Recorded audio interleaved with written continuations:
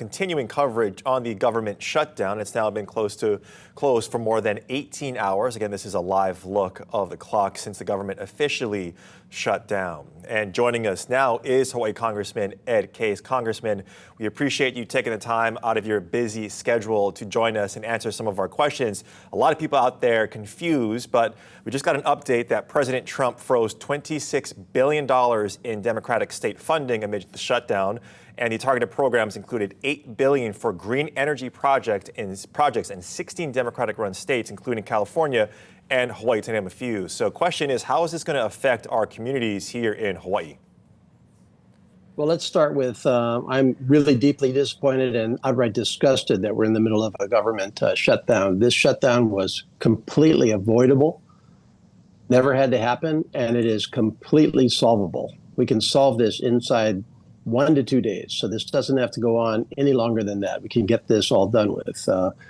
The real problem that we are dealing with is that the president and his colleagues in Congress want to expire some really, really critical healthcare benefits that tens of millions of Americans depend on, including tens of thousands of our own right here for their basic healthcare insurance. If they don't have these, if they don't have this assistance, they're not going to have healthcare insurance. They're not going to have healthcare, and we can't let that happen. And in Congress today, in order to pass these bills, you have to have a bipartisan compromise bill because you need 60 votes in the Senate, and there are not 60 Republican votes in the Senate. And so you've got to have a compromise, and this compromise is very easy to come about with both the continued federal funding as well as solving this healthcare crisis that's facing tens of millions of Americans. So number one, we ought to be able to get this over with right away. In terms of how it's going to affect us here in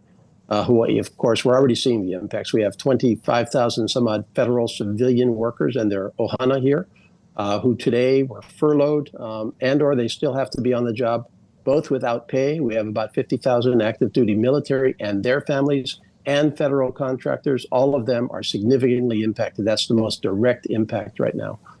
And Congressman, what are you seeing on Capitol Hill right now? I know you're back home in Hawaii, but through your constituency, what are you seeing out there? Any sign of movement? You mentioned that we can get this done in a day or two. Is it still a standstill, or do both sides still fall apart, or far apart, excuse me? What are you seeing right now?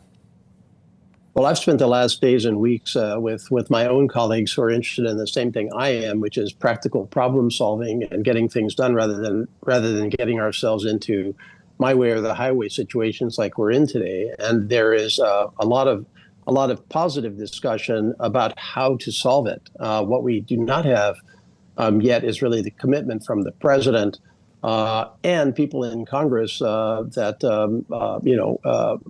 don't want to solve this quite yet. But the solution is there to be had. The question is how much pain and suffering will be inflicted on a nonpartisan basis across the country before we do what we can do today to start with. And so I wish I had a better answer than that. This should be something that we can pull off in short order.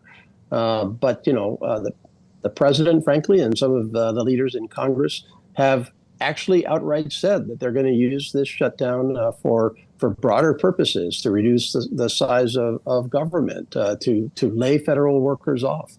The president has suggested he might cut benefits, which is an irresponsible statement to make. The Speaker of the House has said that this shutdown has the benefit of allowing people to get done in the federal government what they would never be able to pass through Congress. And that's an irresponsible statement. So we're dealing with people that are trying to utilize this shutdown for the wrong purposes, and that's hurting a lot of people.